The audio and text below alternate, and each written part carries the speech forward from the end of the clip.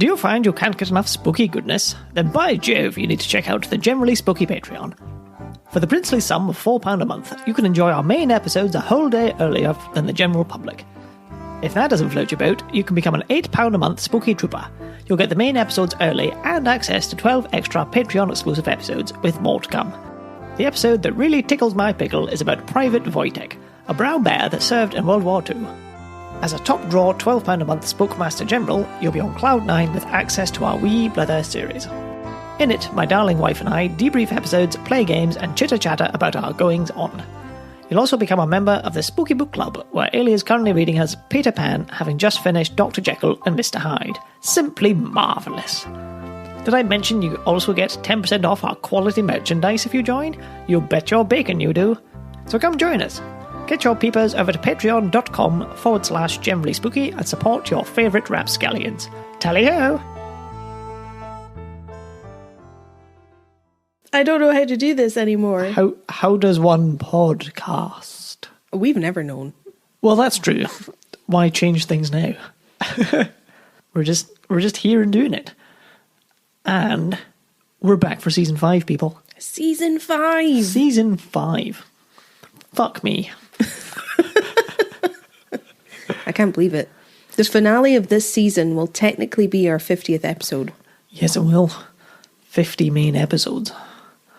It's a lot. If I group the Dunrobin ones together. Yeah, Technically, it's the 50th. Technically, 50 episodes. Whew.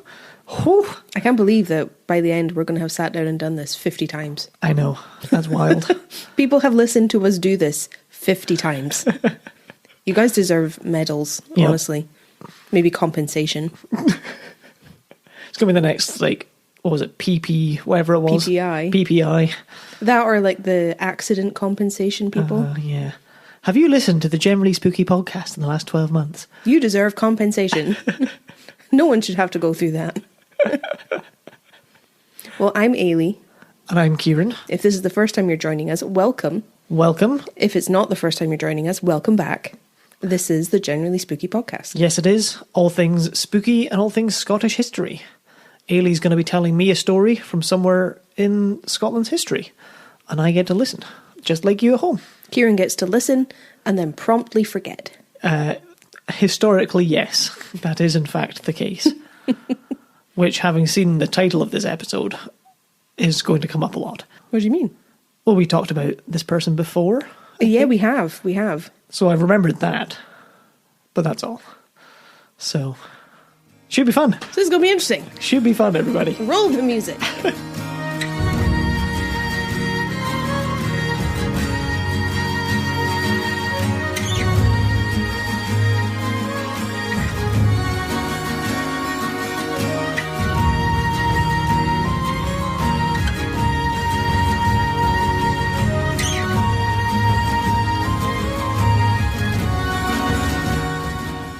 Kieran, the way you play that is just simply marvellous. Oh, thank you. Every week. And it's on a lute as well. You're really quite talented. That's what I keep telling everyone. No one ever believes me. Well, I have been so excited to do this episode. I have the pre-season jitters like I get we do it every season, every time. I have the nerves to be jumping back in, but I'm so excited for this episode. The nerve of jumping back in like that. I'm excited to hear about it. I'm excited to be here. It's really weird to get really excited to sit down quietly and listen to something. I don't know, it kind of reminds me of being in school where the teacher would tell you a story. That was always a good time. Story time. This week, we are cracking into our new season egg with the story of Colonel Anne Mackintosh. Excitement. Finally. Yes. And like you said, we have talked about her before. So this shouldn't be completely new to you, but I know it will be. I mean, there's no promises. But we're finally getting into the meat and the bones of the story at last. Yes. Because I could only lightly mention her in our Culloden episode. I was trying to remember. I thought it was the Culloden episode. Yep. But that's about all I remember. And she's one badass woman. She is badass. She has a more nuanced reality than her legend implies. Naturally. Which we're going to get into. That's why we're here. That's what we do. But yeah, I would say she's a badass. Correction, that's what you do. I sit here and make sarcastic comments. And it's so helpful. So we're going back to a part of Scottish history that, if you're listening, it seems like you guys really enjoy. I hear requests and I get questions quite often about the 1745 Jacobite Rising. Oh, interesting. Which was the one that ultimately ended in Culloden. Mm-hmm. I think Culloden might be our most, if not one of, the most popular episodes we've ever done. Yes, I think so. Do people really want to hear about it?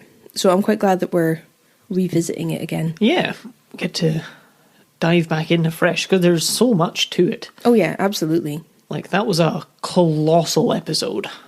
No one can deny that. And I feel, in a way, it barely scratched the surface. Oh yeah. There was so much that I had to skim because I wanted to include it. Yeah. You could go into so much more depth. And other people do. Yes. Like, if you look into what other people have researched and say about Culloden, it's very interesting. But we are looking at Culloden through the lens of Anne Fackerson, who was born in Invercald in 1723. Okay. She would become Anne Mackintosh later in life when she got married. Gotcha. Fackerson, that's quite Yes. an unusual name. Yeah, you don't hear it all that often. No. I know some Fackers. I bet you do. Yeah, it's a wonder why the name has disappeared in popularity. Her father was John Fackerson, who was the chief of Clan Fackerson, and her mother was Margaret Murray. So already Anne's been born into an important family, because her father's a clan chief. He's the head honcho, and she's his daughter. So that comes with a degree of prestige. Yep. The heart of Fackerson land was Invercald Castle, which is where Anne and her family lived. Okay. So growing up surrounded by the best of things. Invercald Castle's very close to Braemar in the Cairngorms. My next question. Got you, babe. It's very cold. It's very high up at Braemar. It's usually, if we have a cold snap across Scotland, the lowest temperatures are recorded at Braemar. Yeah, that's the only reason I know it. Like, oh, really? Everywhere else was like -4. Braemar was -14. Yeah. What is that? I read that the Fackersons had lived in the area around Invercald since the 1300s. Wow. So it's another long-standing family, which we've talked about fairly often. Yep. But the first tower house that would become Invercald Castle was built in the 1500s. Okay. So a little bit later. Yep. And we've talked about tower houses before. There were loads of them over Scotland at one point. It's just a rectangular tower that was a popular castle style for the time. It's kind of like a house, but sort of like a tower. Exactly. Well, You've been listening. Where did they get the name from? Some people are just creative, I think. I think so. So I looked a little bit into the Fackersons, since knowing a bit about them as a family actually helps to make sense of Anne when she more firmly enters our story in a little bit. So we're going to talk about her family first. I hope that's all right. Absolutely fine. The Fackersons were given the nickname the Fighting Fackersons. Nice. Which is very telling. And I think the old clan motto for the Fackersons was, "We force nae friend, we fear nae foe." Basically just fuck you. Pretty much. Yeah. You can get fackered. Tells you a lot about the family, doesn't it? Yeah, I think they're very much, or certainly this is the old motto. I think the new one is faith and fortitude. I mean, I might have that wrong, but I can see why they changed it. well, I don't know. I think the old one's pretty good because it's very much take it or leave it. And I kind of like that. Yeah. You gotta respect it. We're not going to make you like bow to us, but we're not afraid of you. We are here doing us. Do as you will. Get fackered. I'm going to start saying that in just normal conversation. Yeah. That's how we're going to know which of our friends and family listen to the podcast. If I tell them to get fackered and they just look at me with a glazed expression, But if they generally concerned about my mental well-being, I'll know they don't listen. You haven't been listening at all, have you? What do they say to us though? Like, "Oh, Kieran, just get fact," but they actually like mean it as an insult. So is that? I'm so torn. I did this to myself. I'm so complimented and insulted. I'm in a prison of my own making. Finlay Moore Fackerson was the 5th clan chief. From what I can tell, I've tried to check, but it's always very hard looking at clan records. Moore Fackerson. Yeah. He's even more fact. Yep. Finlay had lots of children, which consolidated his family's power across Scotland. Because, you know, if you have lots of children, they're going to marry people. And if you belong to a powerful family, they'll marry into powerful families. It's a good tactical move. It's something we've seen before, and it does make sense. Yeah. Because your sons would get whatever power from the family they married into, and your daughters would create alliances with people because you could force them to marry who you wanted. But yeah. But Finlay died in a pretty gnarly fashion. Oh, yeah? Yeah, he fought for the Scots in the Battle of Pinkie Cleugh in 1547 against the English, which we have talked about. It was part of the Rough Wooing. Oh, yes. The Rough Wooing, that old thing. He fought in that battle, and the Scots lost hard in that battle. It was really, really bad. The English suffered somewhere between 200 and 600 casualties. The Scots suffered somewhere between 7,000 and 8,000. Oh, that's not good. Oh, how is that even possible? Oh. It was really bad. That is really bad. So Finlay fought in this battle and he was killed. Do you want to guess how he went? Kicked in the head by a horse. A good guess. Gruesome. Do you want a backup guess, or are you sticking firm? Stabbed. A bit boring. You're not getting points for that one. Finlay was killed by a cannonball to the chest. Oh, that's a way to go. Not great. Not great. It's got to be up there with the person who was beat to death with a horse leg. Yeah. Who we talked about at some point. Well, I don't know if getting the cannonball would be quicker, therefore preferable. Yeah. Because if you're getting hit with a cannonball, it's going straight through. Oh, it's going to, even with like a big thing of armour on, you're going to get your chest caved in. That's not going to be, it's not going to be a good time. No. So Finlay had a pretty gnarly end. Yeah, big time. Another reason that the Fackersons had their fearsome reputation was their ongoing feud with the Erskines. The Erskines had been working hard to win the Earldom of Mar. They wanted that title and that power, Yep. which I believe they managed. But the Fackersons didn't like that because it encroached on their power. They didn't want the Erskines sort of stepping on their toes. Yep. And I'm pretty sure the land that came with the Earldom of Mar bordered Fackerson land. So that was one of the reasons that it would bring them to blows kind of thing. Yeah. John Erskine, who managed to become the Earl of Mar, was pretty concerned about the Fackersons once he had the title, because he knew that they didn't get on, and he knew that they were unhappy that he had the title. He was worried they might retaliate against him. So what did he do, Kieran? Preemptive strike. The opposite. Post-emptive strike. He built Braemar Castle in 1628. He built a castle. He built it super, super, super close to Invercald Castle because he wanted to keep the Fackersons in line. Okay. And he thought that this was the way to do it. I mean, it's a bit provocative. You know? If you look at the two castles on a map, I'll try and remember to post it on Instagram. They are super close together. Yeah. He's taking the piss. Like, if I was a castle owner and someone built another castle as close as he built Braemar, I would be furious. Especially because he has an earldom. So he has all this land. Yeah. And he built this castle so close to them to try and intimidate them and ensure that he always had power. Yeah. What a dick.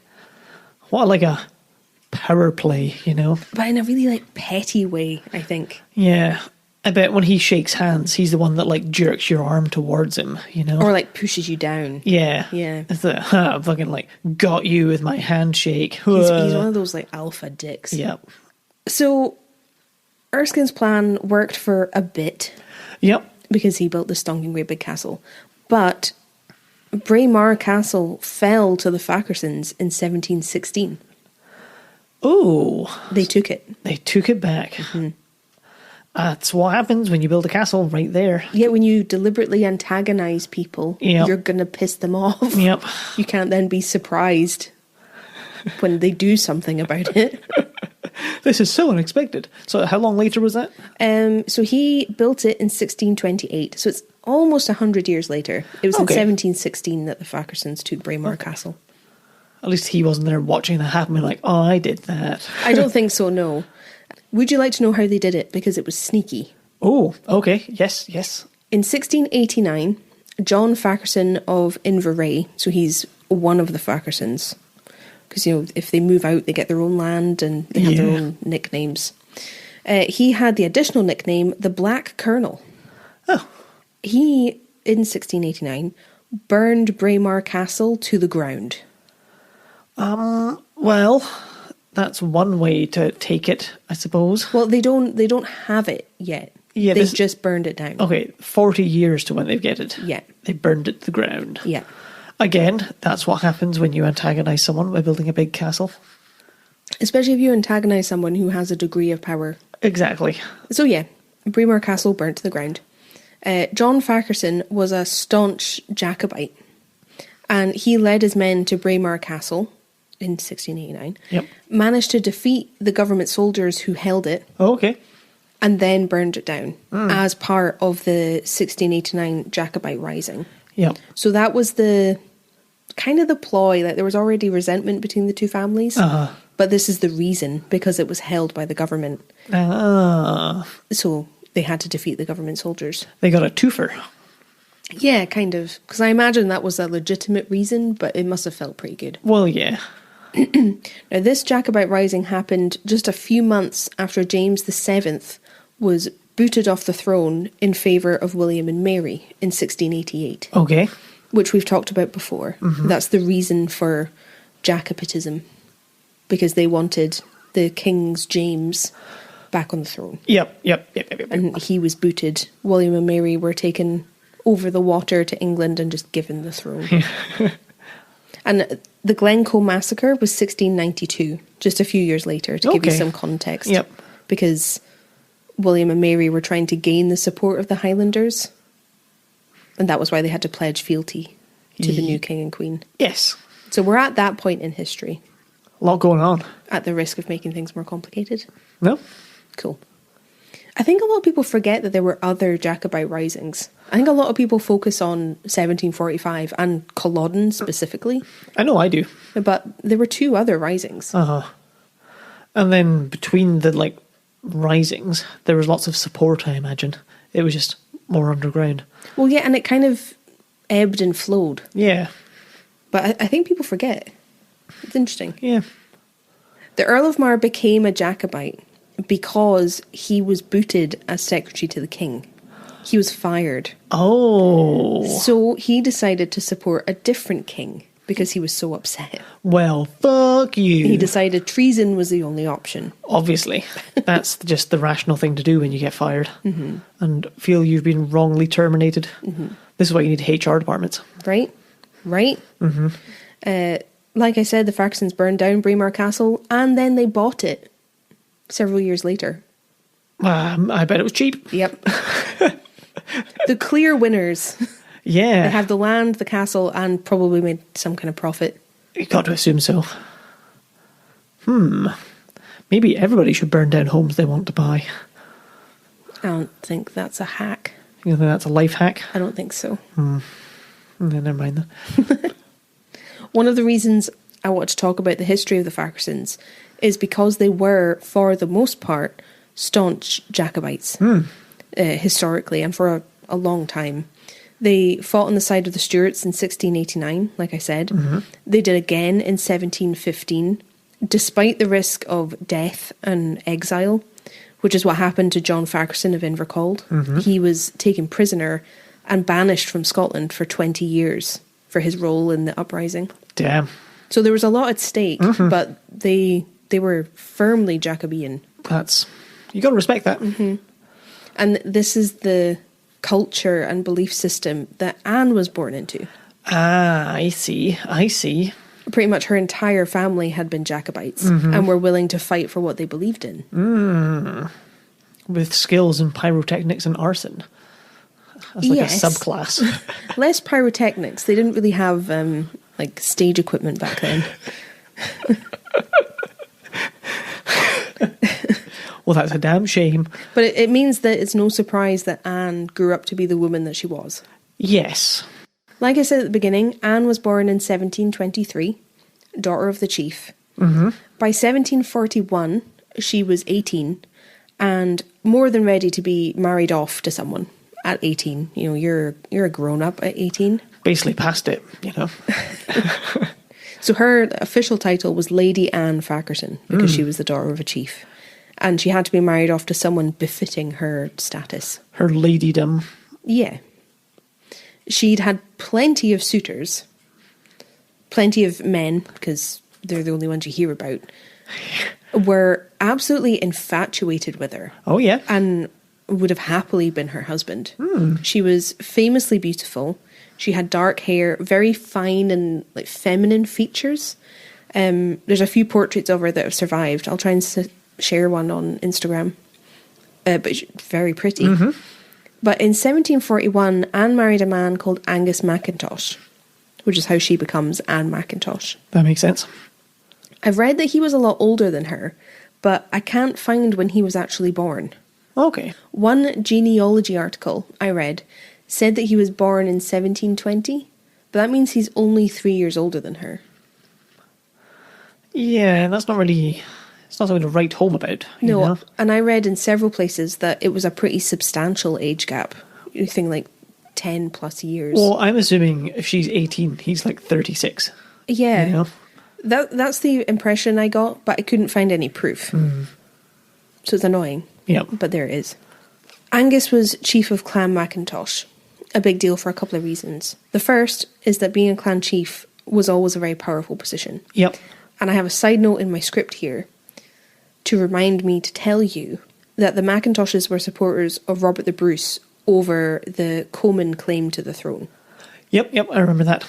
The Mackintoshes had Rake Castle taken from them by the Comyns. Interesting. And then the Mackintoshes had the Comyns slaughtered. Ooh. We talked about that in our Cotter Castle episode. Yeah. That's the legend and the history of Rake Castle. Oh, and all circles round. Mm-hmm. So it's these Mackintoshes. Same family. These Mackintosh. Mackintosh. I assume that's the plural. Mackintoshy. One Mackintosh, two Mackintosh. But the second reason that Angus was a powerful man was because as the chief of Clan Mackintosh, he was also the chief of Clan Chatton. But I need to explain this a little bit. Yes. Because it's not a typical clan. Okay. Clan Chatton is actually a group, a confederation of several different clans. All brought together into an alliance. Okay. So Clan Chatton's made up of several smaller clans. Interesting. And they would come to each other's aid, they would support each other, and ultimately their superior chief at this time was the chief of Clan Mackintosh, who was Angus. Ah. Okay, that's interesting. Does that make sense? Yeah. So he's chief of his own clan, but he's also chief of this group of clans. So presumably Clan Mackintosh is part of... Yes. Is one of the clans in Clan Chatton. Yep. I'm going to give you a little list of some of the clans included. Okay. Angus was the son of the previous Mackintosh chief, and his grandfather on his mother's side had been the chief of Clan Chatton, and that's how the title fell to him. Ah, interesting. He had the lineage. Yeah. That meant he inherited the role. I see. But only some of the clans that made up Clan Chatton were actually blood related.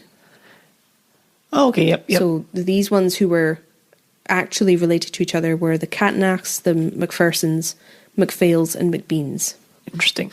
And then Clan Mackintosh were brought in, I think through marriage, from what I saw, along with all of their allies, which were the Shaws, the Richies, McThomases, and the Fackersons. Oh, and it all pulls in together. And then there were also McGilverys and Davidsons and some other smaller clans. That's really interesting. I don't think we've come across that little dynamic. We haven't, not yet. Ooh, a new piece of history. More in the blether. I'm making a note of that. Kieran's making very suspicious notes. Now, I know I gave you a lot of clan names just now. You don't need to know them all or remember them all. Good. The Mackintoshes, Fackersons, and McGilverys are going to be the important ones. Okay, that's our key ones. Yeah. And who's the clan Fandango? That's you. Okay, got it. All in all, it was a big deal and a very advantageous marriage that Anne had made with Angus. Yes. Comes back around. Yes. And lots of the stories about them suggest that they were actually in love too. Aw, that never happens. Yeah, it's really nice. It seems like they genuinely cared about each other. Well, that's lovely. Which, was rare. Yeah. Strange that it's rare. Especially in high society marriages. Well, yeah, when the marriage was much more than just the marriage. Than just the couple. Good thought. Love matches didn't really matter. Marriage was very political. We said the same thing. Very transactional. Yeah, that's what I said also. That is what you said. Uh-huh. I'm just reiterating because I'm confused. Being savaged over here. Now, I read Maggie Craig's book, Damn Rebel Bitches, The Woman of the 45, for this episode. Highly, highly recommend. It's a brilliant book. And she talks a lot about Anne in her book as one of the women of the 45. Yep. In her book, she suggests that Anne was head over heels in love with Angus. Well, that's nice. Isn't it? It's nice to hear about for a change. Yeah, because I feel it's come up once or twice, but considering we've talked about a lot of marriages, that makes you kind of sad. It's rare. But then it makes it even nicer when it does happen. Yeah, very true. Now, I believe that Anne moved to live with Angus at his family seat, which was Moy Hall, which isn't far outside Inverness. Yes. Heading south. A big country home, very swish, very grand. They were very happy there. But when the 1745 Jacobite Rising came, Anne and Angus faced a pretty major challenge. Okay. Because they had wildly different political views. Oh, okay. Anne was a Jacobite, a hardcore Jacobite. She strongly supported the Stuart claim to the throne. Yep. I wouldn't say that Angus was particularly pro-Hanoverian, pro-government, but he wasn't pro-Jacobite, and he really wasn't proactive. Yes. So he didn't have such strong feelings as her. Yeah.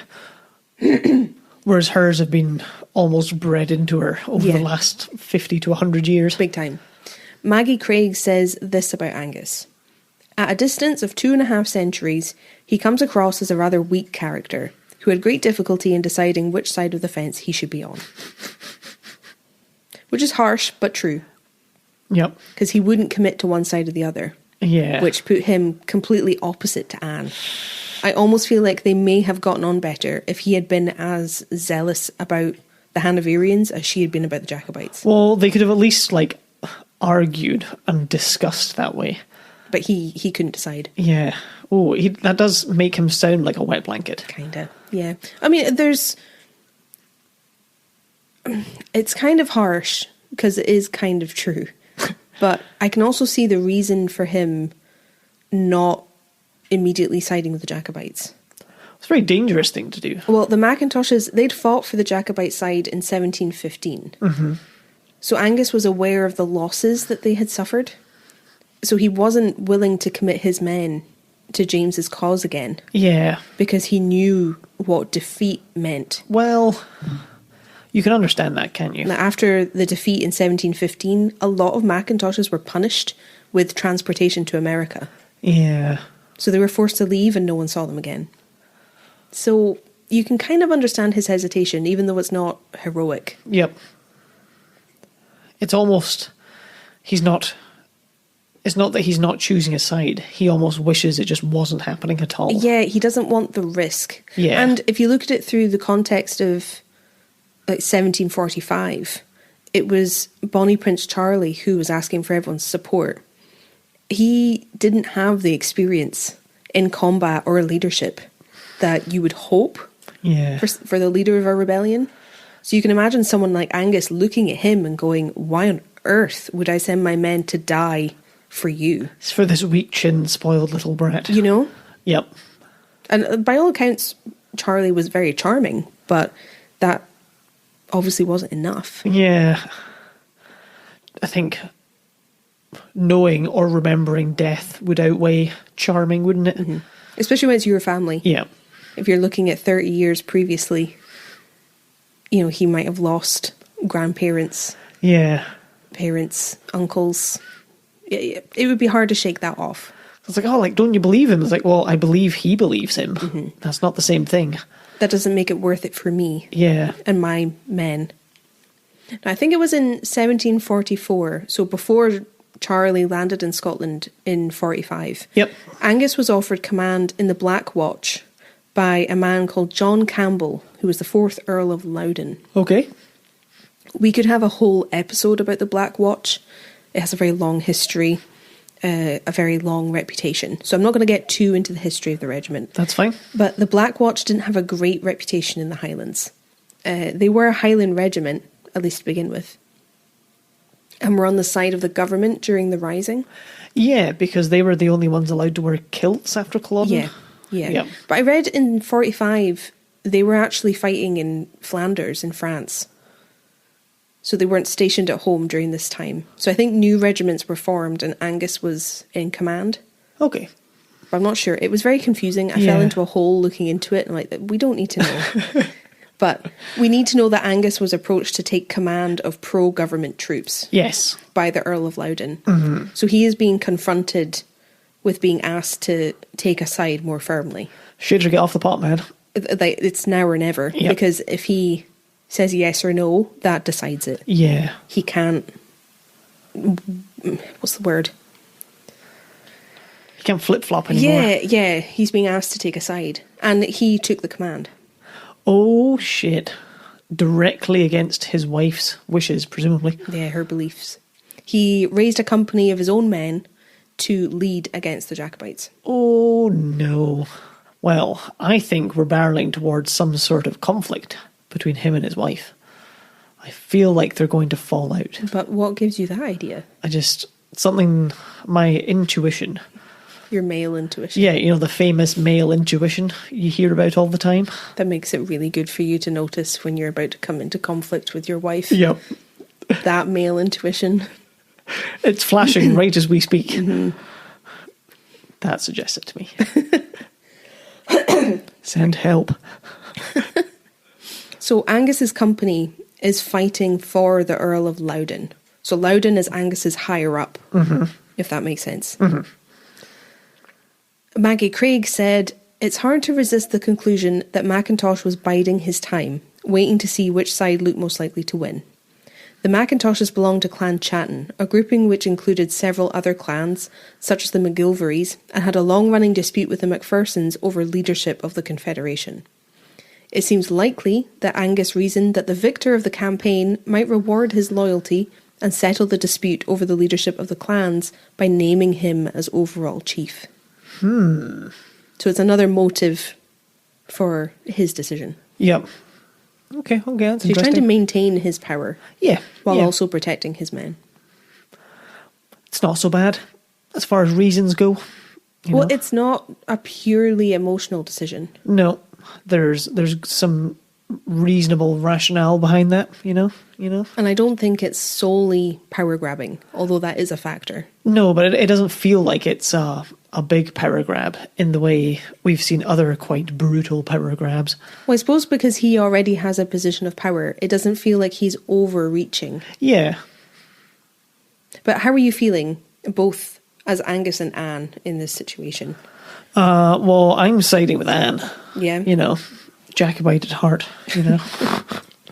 You are a firm Catholic, so I can see why you feel that way. It comes up a lot. That's why I called Prince Charles a weak-chinned little bitch. That does sound supportive. Yeah. It can't have been easy being in either of their positions. No. Because I imagine there would have been a lot of tension because him taking command and, doing what he did, it didn't just happen overnight. Well, yeah. He would have known her position going in.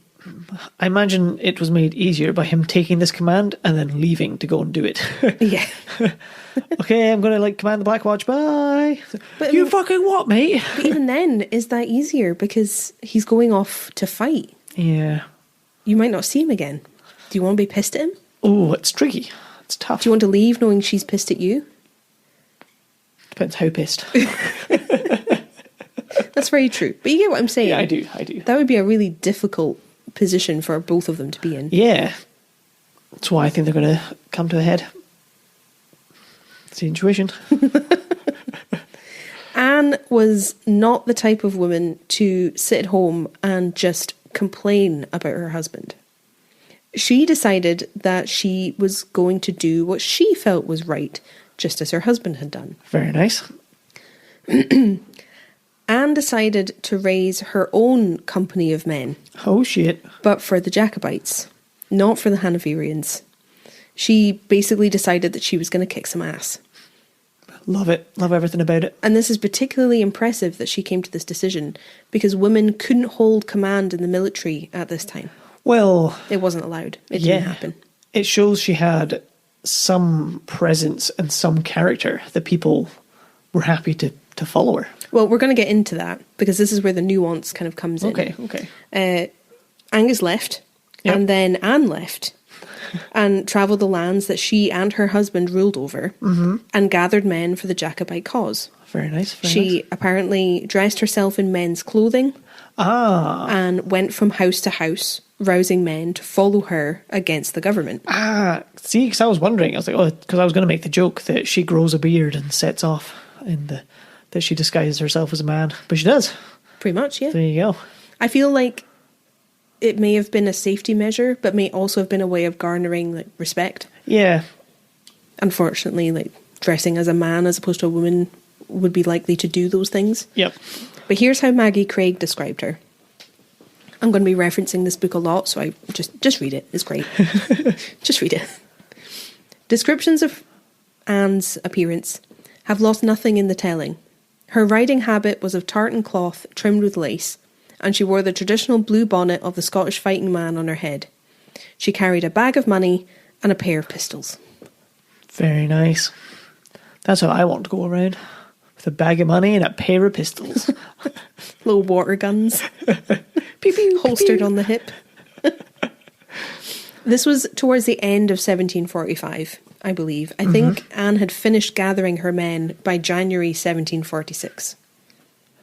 Fair play. And at this point, she was only 22. Oh, even more fair play.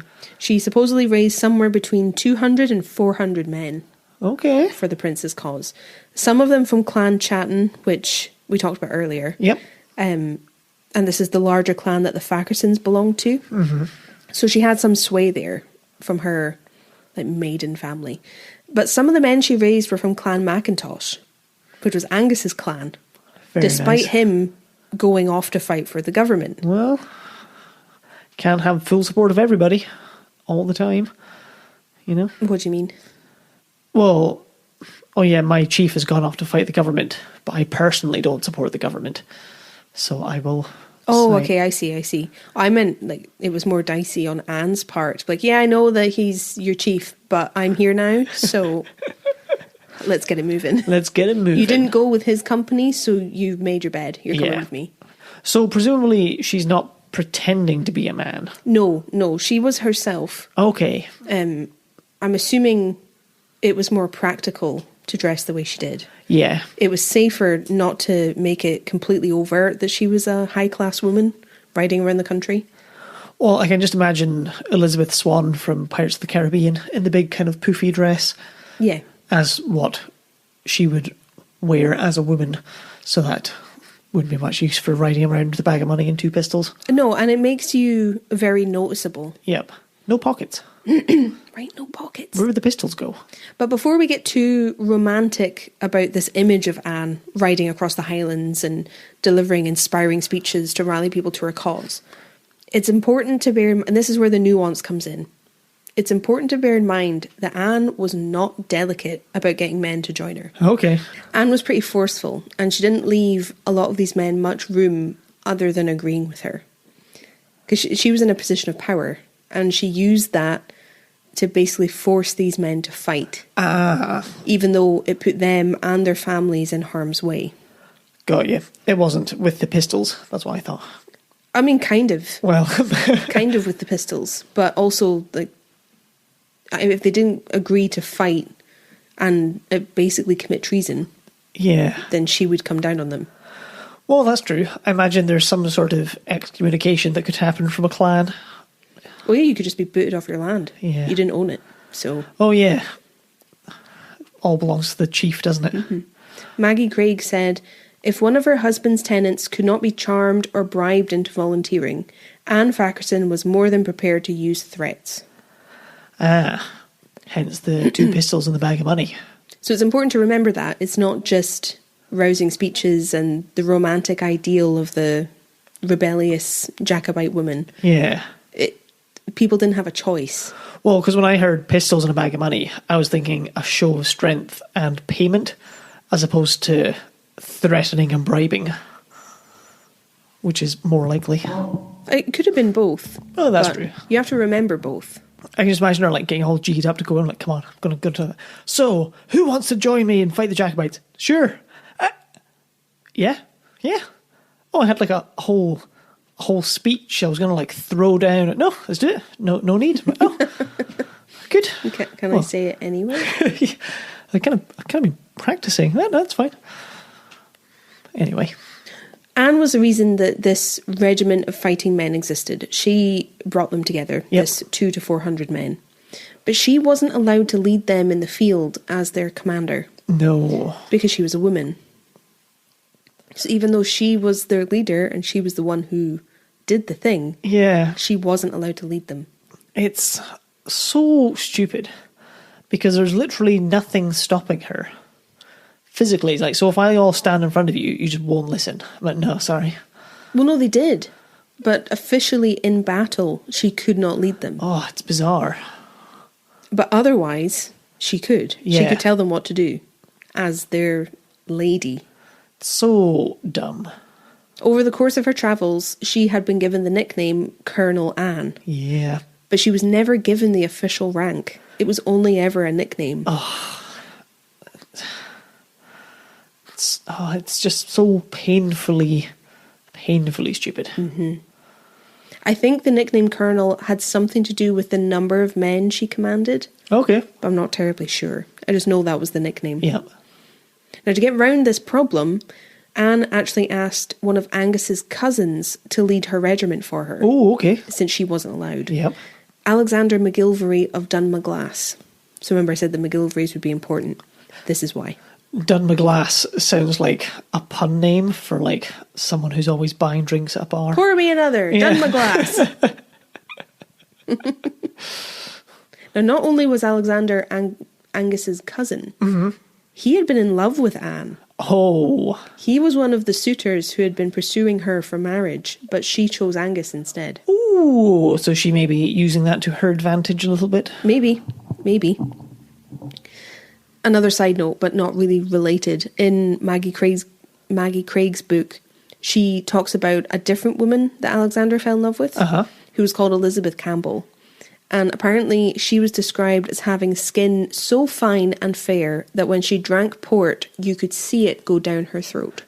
Pasty. And that was like the epitome of beauty. Like, she had skin so fair and fine that you could see this. The port's like a red wine colour, very dark. You could see it go down her throat. I mean, if that happened, I would struggle not to stare. I mean, it's like a deep sea fish or a jellyfish. Yeah. I don't want to marry someone. I don't really like want that. Someone who looks like that. But a testament to just how little sun you get in Scotland, if it is true. Well, yeah, and the like status thing of like, no, like farmers are tanned. You don't want to be tanned. Like we're in the dark winter at the minute. There isn't a lot of sunlight. No. Fortunately, I don't think you can see me like drink my coffee. I don't think you can see it go down my throat. You have darker skin than I do. I feel like it'd be more likely to happen to me. You're quite pale. Yeah. I'm not that pale, thankfully. No. Isn't that wild? Yeah. Just that story exists. I don't believe it's true. No. But just the fact that is a descriptor and a compliment. Crazy. Mental. Anyway, Alexander agreed. He agreed to lead Anne's men and support the Jacobite cause. Okay, it's coming together.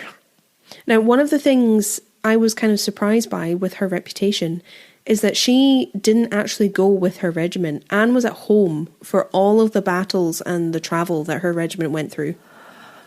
Oh. She didn't go with them. Oh. Now that's odd. Do you know why? Well, she wasn't allowed to fight. I guess so, yeah. Because I wonder if they decided it would be too dangerous for her to, like, hang around on the sidelines. Well, it's a tricky thing because there were women who followed the Jacobite force. Okay. Sometimes wives, sometimes sex workers would follow the troops around where they went because it was work. Yeah. You know, they would stay as part of the camp. You had women who helped with the running of the camp. I don't know if it was her status that meant it was inappropriate for her to do that. Yeah. Or just there was no place for her there. Because she was the leader of these men, but she wasn't actually. Yep. So she wouldn't be allowed into any decision-making arena. But she also wouldn't fit with the other women at camp. Yeah. And she'd need, like, a guard, presumably. So that would kind of take away men from where they were needed. So, you know, I feel like that's part of it. Yeah.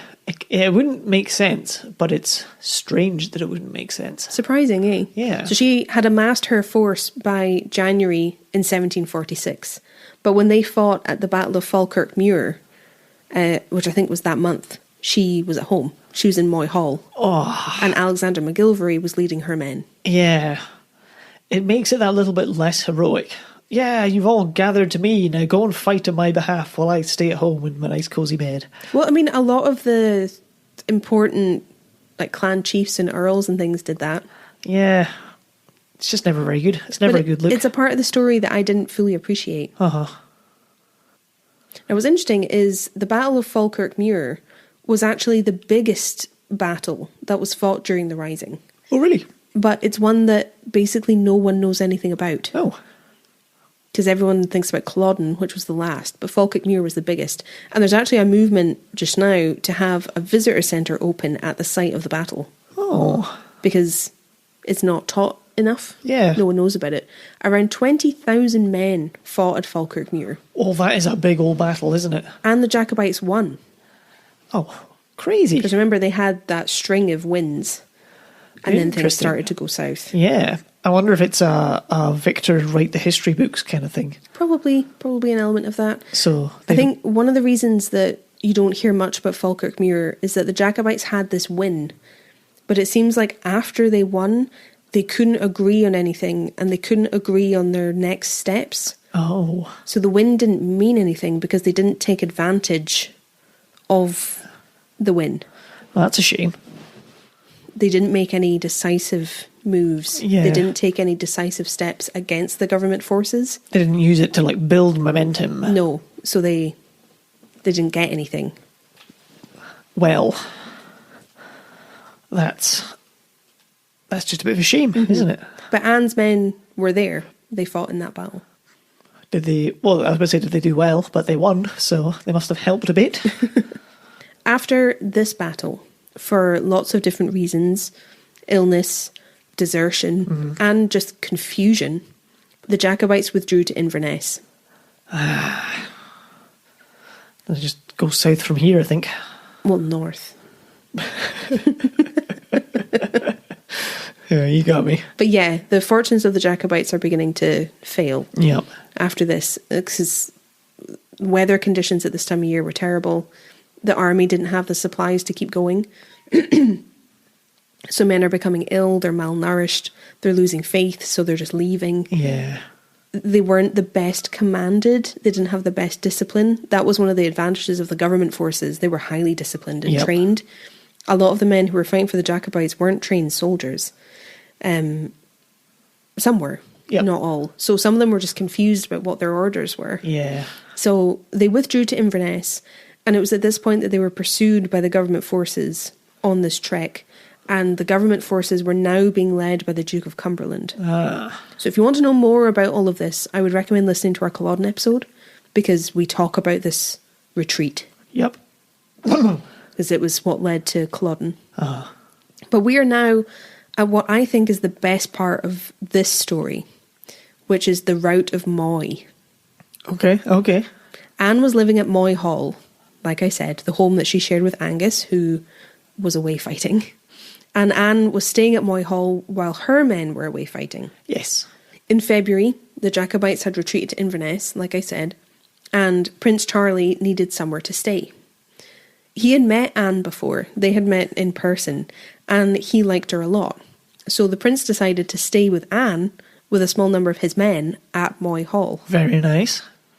There were loads of rumours at this time that Anne was one of Prince Charlie's mistresses. It was a rumour that went round, but there's absolutely nothing to suggest that that's the case. That's just classic gossip, isn't it? Yeah, it seems like a rumour that was peddled by the government side to discredit her. Yeah. Because that's still something that happens. You discredit a woman who's doing well. Yep. By saying nasty things about her, like, sex life and her sexuality and stuff. It seems like that's what was going around. And it happened with quite a lot of women involved in the Jacobite cause. They were accused of being promiscuous and sleeping around and being Charlie's mistress. Disgusting. When sometimes it was true, but no doubt, not all the time. And it doesn't seem to have been with Anne. He referred to her as La Belle Rebelle. The beautiful rebel? Yeah. But I read in Maggie Craig's book that he actually had to be coached into doing that. Here's what she said. He often had to be persuaded into gallantry by his aides, who were fully aware of the importance of feminine support. So it's the Highlanders and, well, not just the Highlanders, because it wasn't just Highlanders, but the people around him are the ones saying, we need support, so you need to be the gentleman. You need to be someone that women will admire, because that will push people into action. Yep. So he had to be coached into his admiration of her, almost. Oh. It kind of takes away from his, like, charmingness, doesn't it? Well, yeah. If it's not him that's speaking. These things don't occur to him to say. Sounds like, you should be nice to her. But she's a woman. You still have to be nice to her. Fine. Well, it's like to try and curry feminine admiration. Yeah. Ugh. Well, it's a cool nickname. Very cool nickname. I kind of want that on a t-shirt. Yeah. La Belle Rebelle. Love it. The anti-Anne propaganda even tried to play both sides of the coin.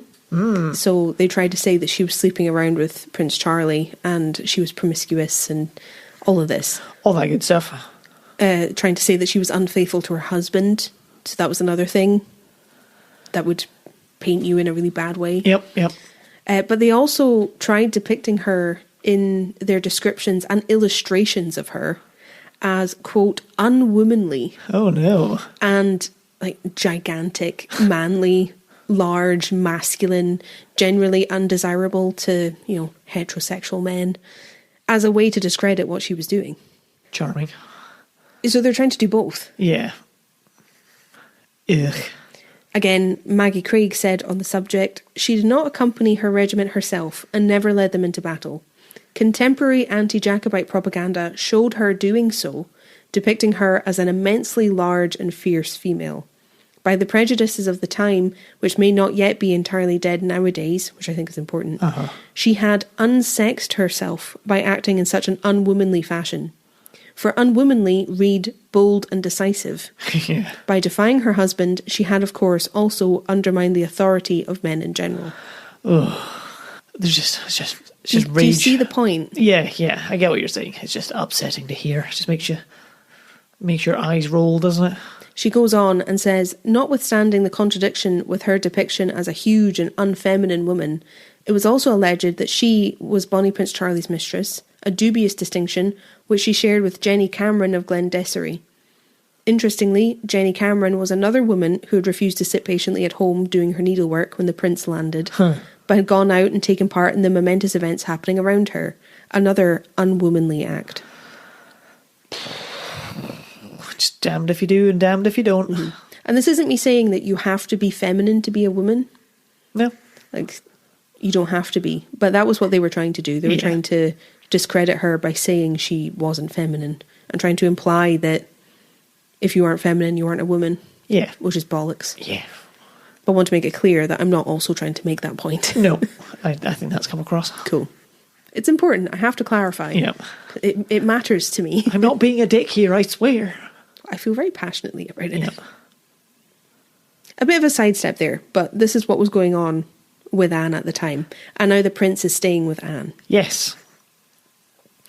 In February. In the middle of the night, while the prince was staying at Moy Hall, a messenger arrived, who may have been called Highland Mackintosh. I've read it said that that was him, but I can't confirm. Okay. Lachlan arrived warning everyone at Moy Hall that about 1,500 government soldiers serving under Lord Loudon, who I mentioned earlier, were on their way, intending to raid the place. Uh-oh. Because it seemed like they discovered that the prince was there and they were coming for him. Yes. There was a £30,000 bounty on the prince at this time. Not bad. So it would have served Loudon and his men greatly to capture him on behalf of the Duke of Cumberland. Yep, big time. And these 1,500 men who were coming to Moy Hall included Angus, Anne's husband. Oh. And all of his men. Oh, no. Wait, he's at my house. How is he at my house? Oh, shit. Oh, and what you got yourself into? Oh, no, why? Oh, wheelie. Some reports suggest that the messenger who was sent to Moy Hall was actually sent by Anne's mother-in-law. Oh. So Angus's mother. She was the Dowager Lady Mackintosh. So the rumour was that she actually sent the messenger to warn them. Fair play. At first, Anne panicked, knowing that they were all absolutely screwed if the prince was discovered in her home. But she gathered herself and came up with a plan that was their only hope of saving them from the wrath of the government troops. Yep. The prince and his belongings were bundled up to be hidden close to Loch Moy, which was near the house. Basically just hoping that he wouldn't be discovered there. Just hiding him. Yep, just tuck him over there. Anne got 5 of her men. 5. Yep. And asked them to head towards Loudon's troops. Nice. Into the danger zone. So away from the house, into the jaws of death. Yep. They had some weapons on them. Not enough to take on 1,500 soldiers. No. And Anne asked them to sneak out to where the soldiers were coming from and basically make as much noise as they could. She told them to crash about, yell, scream, shoot their guns into the air, run in different directions, all that stuff. Yeah, nice. And that was the plan. That's a good plan. I like it. Yeah. Causing mayhem, cause mass confusion. Especially because, if someone was shouting and then ran away, you'd be like, where did that come from? What happened next? It's 5 versus the 1,500. Yeah. The men did as she asked, which I think is a credit to their bravery. I know. The only one I've been able to find by name is a man called Donald Fraser, who was a blacksmith. He was one of the 5. And you have to remember that the Jacobite forces weren't as well disciplined as the Hanoverians. They weren't all professional soldiers. Yeah. But that's what they're up against. Yeah. The men went out into the night, out under the thunder and lightning that was roaring across the sky that evening, and caused as much noise as they could physically manage once they got reasonably close to the enemy. Yeah. Not too close. Well, they want to be able to run away. Yes. And Because hide. they're not fighting anyone. No. So there's no point. The men started loudly running through the trees which surrounded Moy Hall and where the government soldiers were walking through. But they ran in all different directions. Yeah. And each of them were shouting battle cries and calling for reinforcements to make it seem like lots of clans were gathered at Moy Hall. So they're shouting in Gaelic, they're shouting the specific battle cries for all these different clans, which some of the government soldiers would have known. Yep. Because some of them were from the Highlands.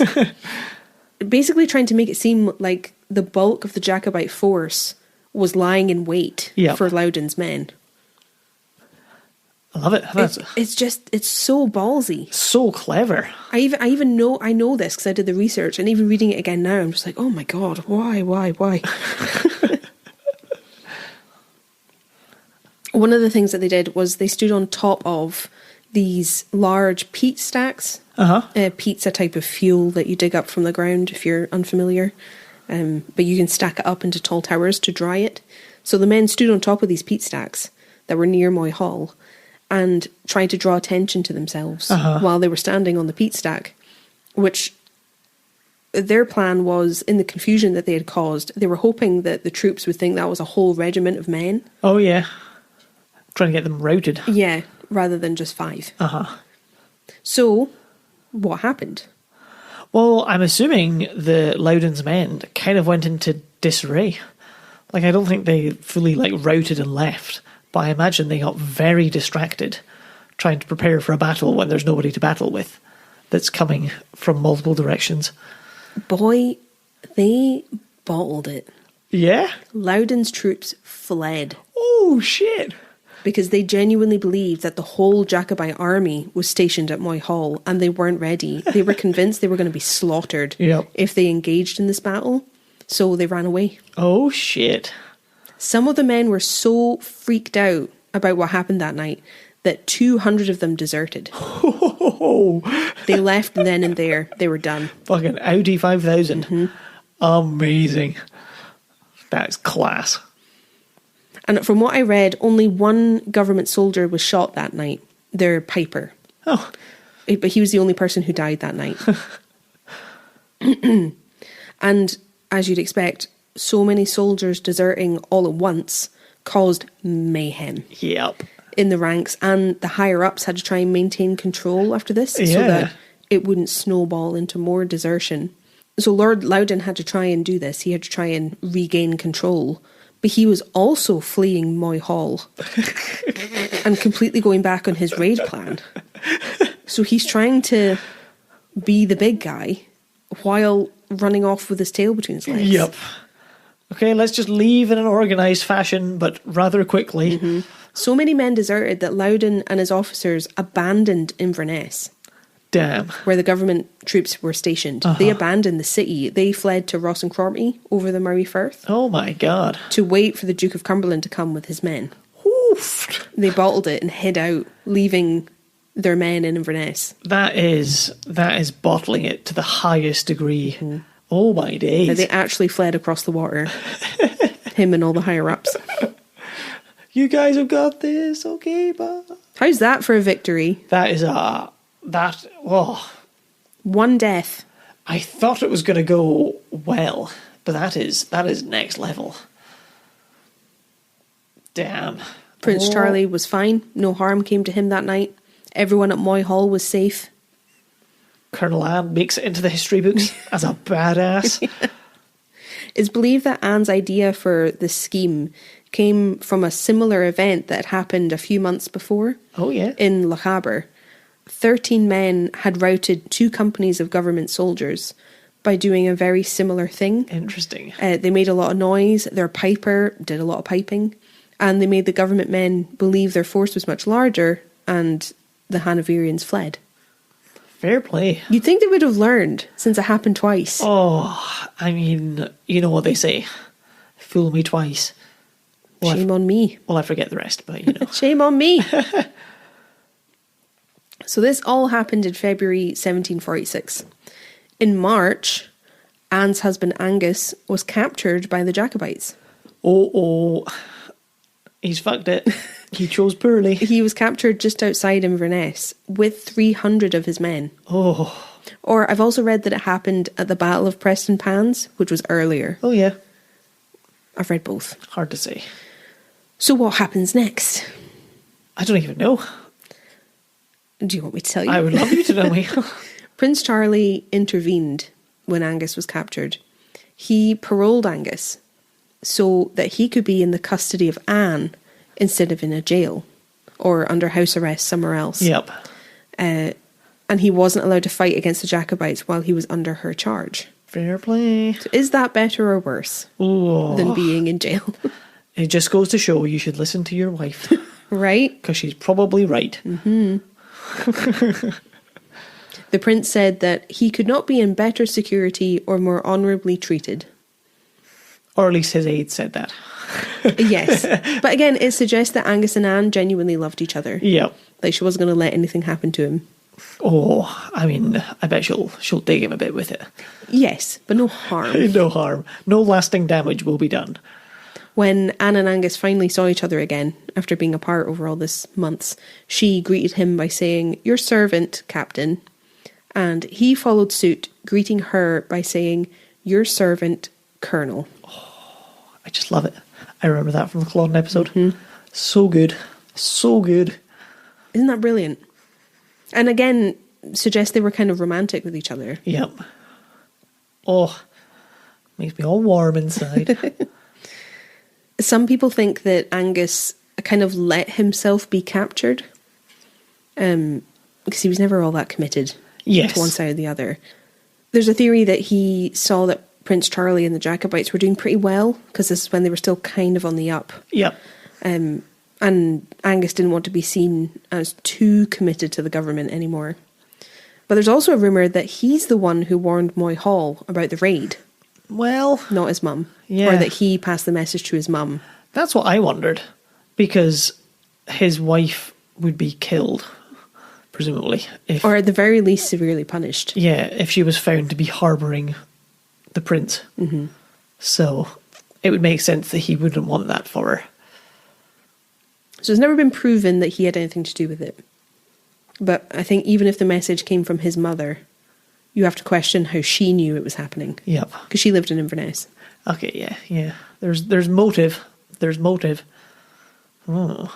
However, we know, being in 2023, that Angus was wrong to believe that the Jacobites would ultimately have victory. Well, there is that.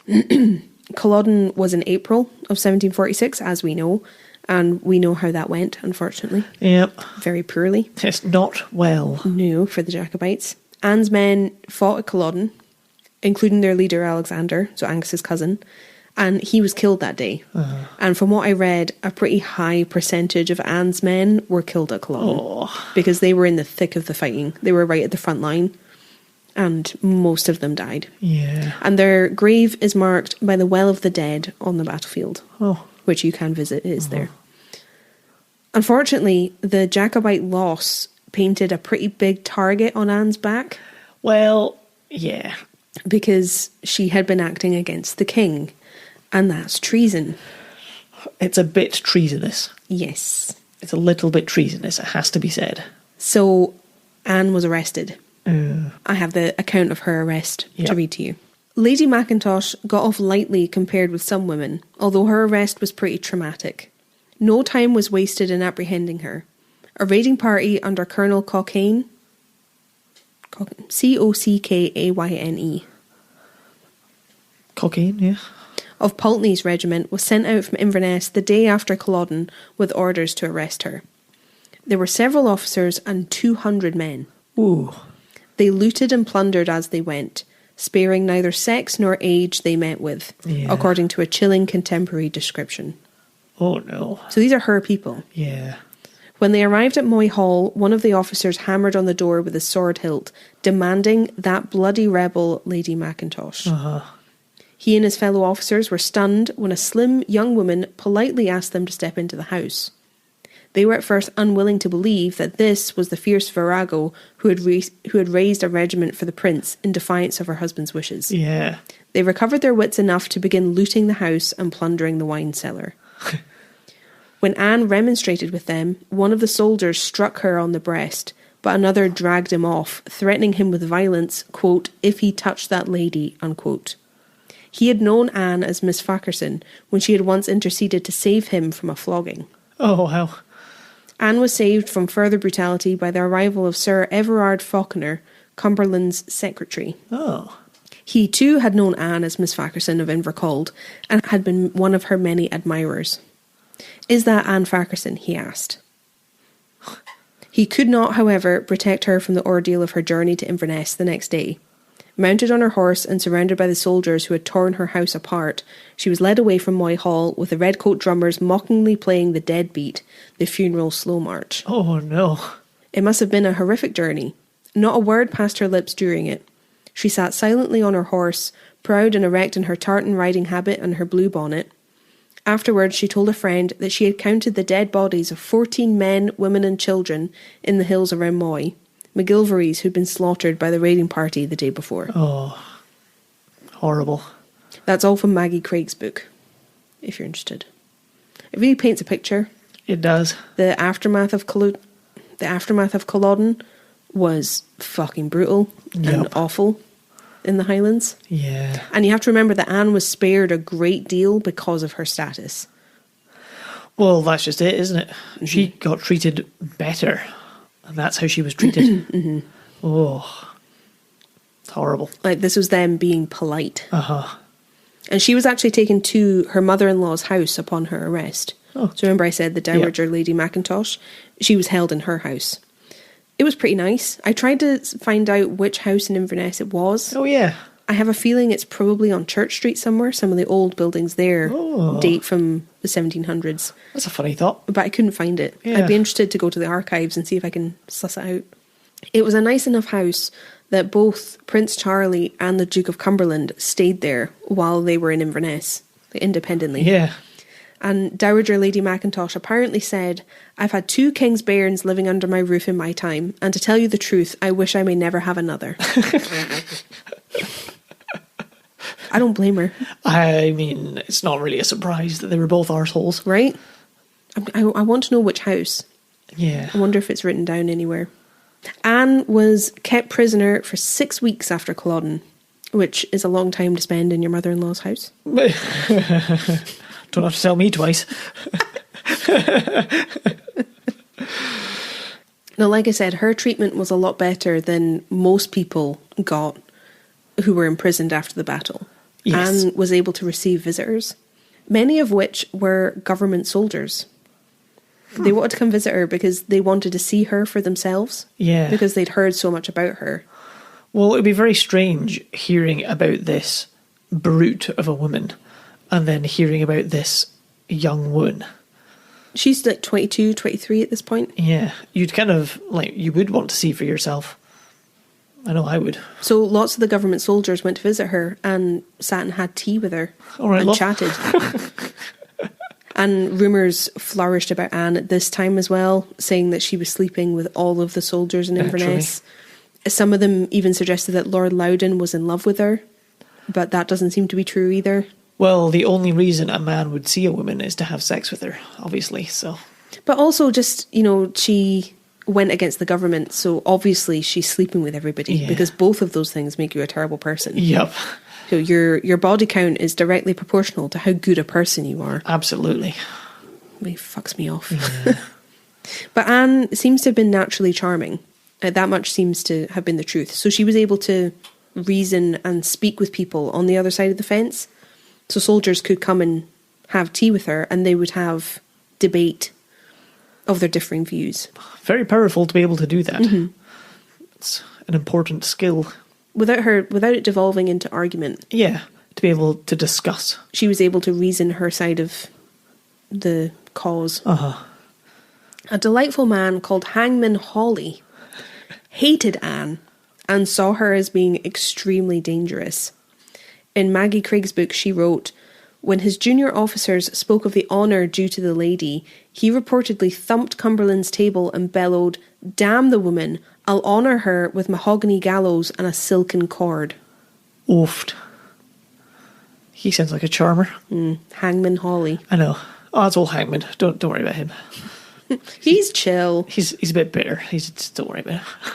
He seems to have been in the minority, though, because he was one of the only people who was actually keen to execute Anne. Yeah. Nobody else really wanted that. Well, I mean, it's your bread and butter as a hangman, isn't it? True. Well, I don't know if he was a hangman. I think he was just part of the army. I don't know that he was executioner. It was just a nickname. Oh, no. Anne ended up being released from prison with her head and her neck still intact. Good. But when she was released, she actually stepped in to stop a different woman a different Anne Mackay, from being whipped through the streets. Oh. And I'm going to tell you a bit about her because she's interesting. Uh-huh. Anne Mackay was a rebel, like Anne. She was part of the Jacobite force, but she didn't have money or a status. So her treatment was very, very different after she had been widowed during the Rising. Yep. Her crime, in inverted commas, was that she helped a man called Robert Nairn escape death. Oh. He had been an officer in the Jacobite army. He was the deputy paymaster, so he was pretty high up. Yep. Robert had been imprisoned in Anne's cellar after he was captured. So he survived Culloden, but he had life-threatening injuries. Okay. He was discovered by, I think, government forces who couldn't tell if he was Jacobite or not. Uh-huh. So he was taken to a hospital for treatment for these injuries. But when they discovered he was a Jacobite, they kicked him out. Oh. And he was brought to Anne's cellar to recover so that then he could be tried. That's why universal healthcare is important. That right there. So he was in her cellar and she looked after him. Okay, and then she helped him escape? Well, I can tell you the plot. Yep. Word got out that Robert was going to be transferred to London for trial. And if he wasn't sentenced to death, the journey might have killed him. Well, that's what I was thinking. Like, die on the way. And the treatment that he would probably have received would have killed him. Yep. He was in a really bad way. So Anne Mackay, whose cellar he was in, who was looking after him, and our Anne Mackintosh, came together to make a plan to save his life. Oh. They managed to smuggle Robert clothes and food for a very long journey down into the cellar after getting his guard absolutely rat-arsed. Nice. And Robert was able to escape. It actually worked. He managed to make his way out of the cellar, and I couldn't really see what happened to him after that. He just disappeared, which is what they wanted. Yeah. But Anne Mackay was captured, and government forces were livid that this had gotten past them. Yep. They were especially embarrassed because she only spoke Gaelic. Oh. And they couldn't comprehend that a Gaelic Highlander had outwitted them. Yeah. And had led to this prisoner escaping. Very much one of the savages. Yeah, that way of thinking. Yep. Anne Mackay refused bribes. She didn't respond to threats. And she withstood all of the torture that they put her through to try and get her to talk, which included forced standing and sleep deprivation. Ooh. It was so severe that the forced standing actually made her legs swell and caused irreparable damage. Oh, horrible. Jeez, oh. Mm-hmm. But she never said a word. She never said who Robert Nairn was. She never told them the position he held in the Jacobite army. Yep. She never said who else was involved in the plot. So saved Anne Mackintosh to boot. Damn. But for her part in his escape, Anne was sentenced to 800 lashes. That's a lot. Mm-hmm. That's publicly. A lot. That's a lot. And this was when Anne Mackintosh intervened. Yes. Thank God. Oh, I know. How does she do this without just being arrested again? Well, she's served her time. So she's intervening on the basis of, like, decency. Oh. That, yes, Anne Mackay did this, but the punishment is too severe and not becoming of a woman. Yep. I think it was on that basis. I see. That she stepped in. Talking them round. Yeah. She managed to do that, so Anne Mackay was spared the lashes. But Anne Mackintosh couldn't save her from what happened after. Oh, no. Because when Anne Mackay was released, government soldiers came to her home and beat her 17-year-old son to death. Oh, God. Horrible. Yeah. Absolutely horrible. Mm-hmm. This is what I mean. Post-Culloden in the Highlands was a bloodbath. Yeah. So what happens to Anne after that? Anne after this? Well, she was released from prison and she was able to rejoin her husband, Angus. I think after Culloden, they were able to retain a good amount of their property and their wealth because Angus had supported the government. Well, I was just thinking, I was wondering what happened to him, but he was a government... He didn't do anything wrong on paper. ...supporter who was imprisoned. He just happened to be imprisoned in his own home by his wife. Well, there you go. So I think that saved them. Yep. That he had done that. I read in a few places that there were some in the government camp who didn't believe that Angus was really loyal. But it couldn't ever be proven. Yeah. Because he had fought for them. So. Impossible to say. Yeah. You just assume he can't have been loyal because his wife was on the opposing side. Yeah. Which is a fair assumption. Well, because you wouldn't want to believe that he would hurt her. Yeah. Like, I know it happens. Yes. I know that historically, if like couples and families have been on opposing sides of a civil war, you know, it does come to blows and violence. But I can see why they would doubt his loyalty, because it would put him against his wife. Absolutely. But because of his loyalty, they kept a lot of their property and money. So they were okay after Culloden. All things considered, they did pretty well. Yes, I don't know if they stayed at Moy Hall. They may have moved, based on what I'll get to in a bit. But I have one last story for you about Anne. Yep. Which you might find interesting.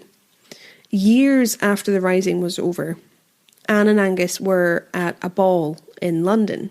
And who else was at this ball but the Duke of Cumberland? I was going to guess the Duke of Cumberland. Remember, he's the Prince of the UK, England. Yep. At this public event with lots of the well-to-dos of society, the Duke asked Anne to dance with him. Oh my. And he asked her to dance to a pro-government song called Up and War Them a Willie. Up and War Them All Willie? I don't know. A Wiley? No, it's the name Willie. Oh. So I think it's in support of King William. Ah, that makes sense. Well, that's a dick move, isn't it? So Anne said yes. Obviously. Because you can't really say no. He wasn't really asking, was he? He was telling. And they danced together to this pro-government song in front of everybody. Lovely.